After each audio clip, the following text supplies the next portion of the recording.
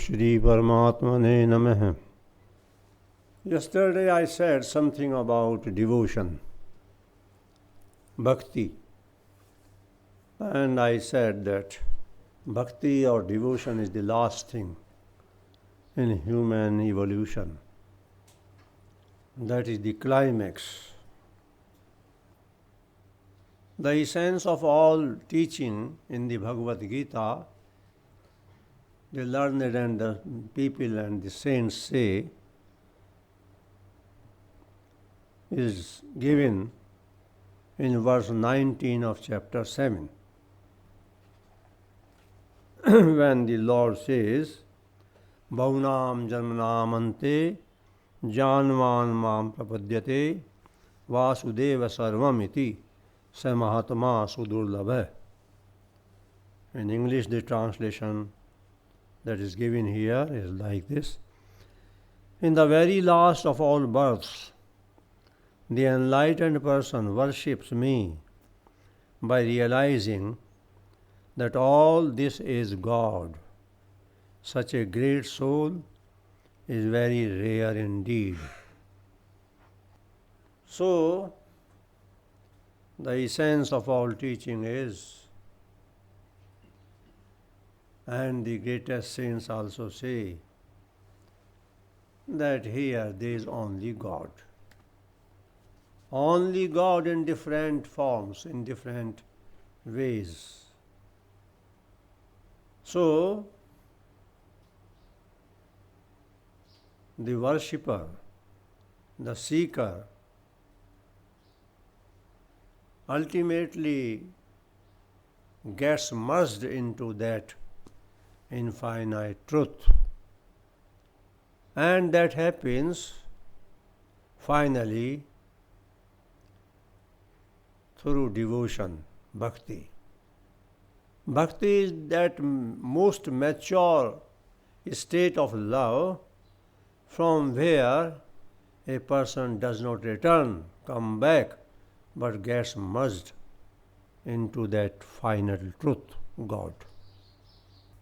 All know and all say that life without love is meaningless. And love develops in life not very easily. All want it, but in very few persons' life it is found there. It exists in everybody, but it does not come to experience. In the Bhagavad Gita itself it is said that the real good of human life happens after one has gone beyond three great hurdles: Kama, Krodha, Lobha. Desire, particularly that desire regarding attraction between male and female, Kama, and anger, and avarice or greediness. These are the three doors of hell. It is after one passes through them that one is able to find the real good of life. The Lord, when describing about the person whose intellect, buddhi,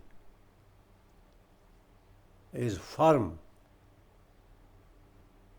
Arjuna asks that what is the sign of the person whose intellect becomes firm,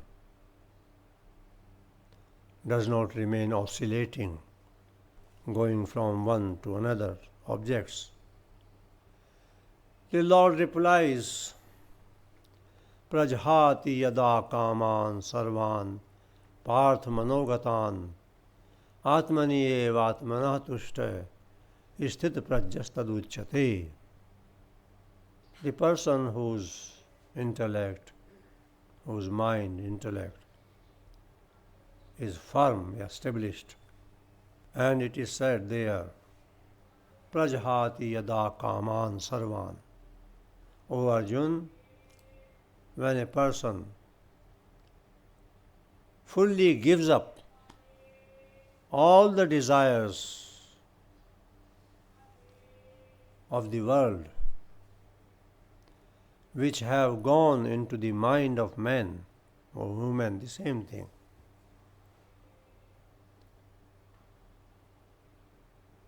manogatan, which have entered or gone into the mind of human beings, and becomes contented, becomes satisfied by himself, in himself, satisfied in himself, by himself, for one's own satisfaction. Nothing is required, no dependence upon anything, but one gets the greatest satisfaction in himself or herself, by himself. Total independence happens. As regards the requirements for keeping the body, they are needed. But if they are not available to such a person does not remorse. Effort will be made. Such a person is not a victim of lethargy, indolence. But if nothing is available, and even if body goes, does not care for that. In the very beginning of the Gita, it is given there, in chapter 2,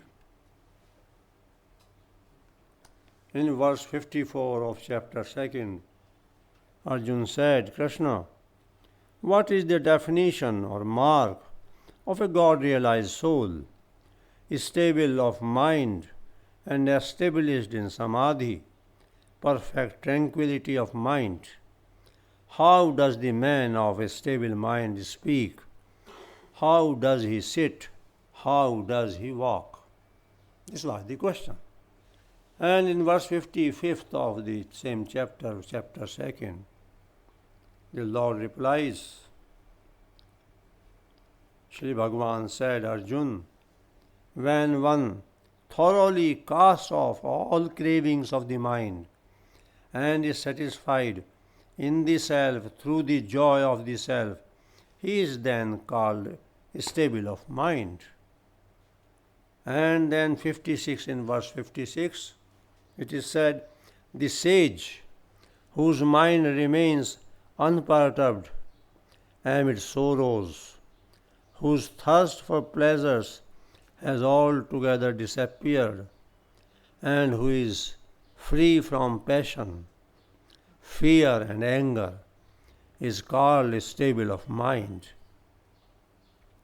57 says, he who is unattached to everything and meeting with good and evil neither rejoices nor recoils, his mind is stable. And one example is given in 58, when like a tortoise that draws in its limbs from all directions, he withdraws all his senses from the sense objects, his mind becomes steady. Some may think that when we withdraw ourselves from the outside world completely, then how we will work in the world? The answer to such query is, working in the world is not denied, is not stopped. When the tortoise wants to walk, brings out the legs outside. But when not walking, then takes them inside. In the same way, when you work, go there, work there. But when you are all alone by yourself, then why this mind is going into circles and worlds like that? Like that, it is said there. So at another place, 3 great doors of hell are described: Kam, Krodh and Lobh. They are at another place.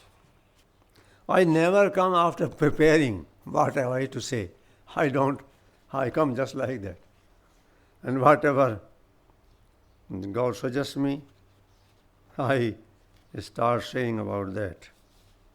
In chapter 16, 21st, 21, desire, anger and greed, these triple gates of hell, bring about the downfall of the soul.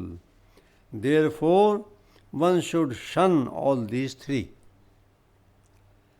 Desire, anger and greed. These are the 3 doors of hell. As soon as possible, one should try to give them up completely. And desire is the mother of all others. Desire is the mother because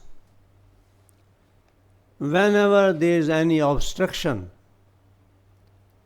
in the fulfillment of desire, one becomes angry. Anger is there as soon as we find there is some hurdle, there is some obstruction in the fulfillment of desire. Anybody who puts a hurdle or any situation, we become angry. And if the desire is fulfilled, we want more greed. Greed comes.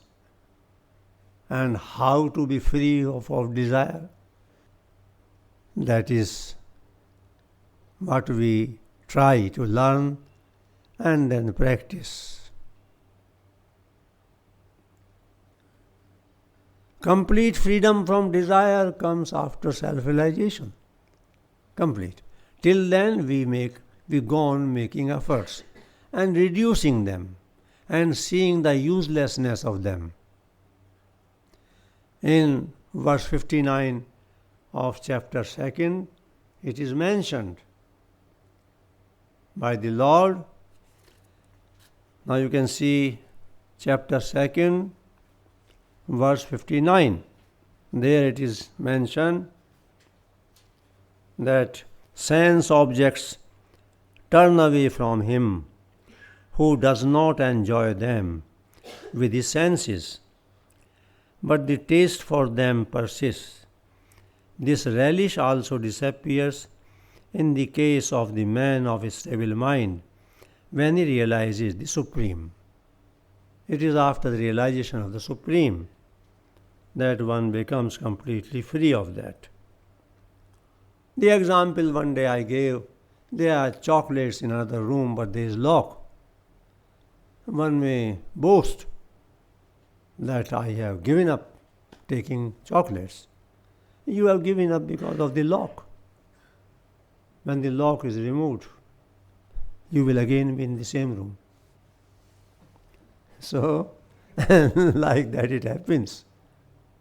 Like that example of the fox not getting the grapes, and then the fox said, they are sour, they are not good.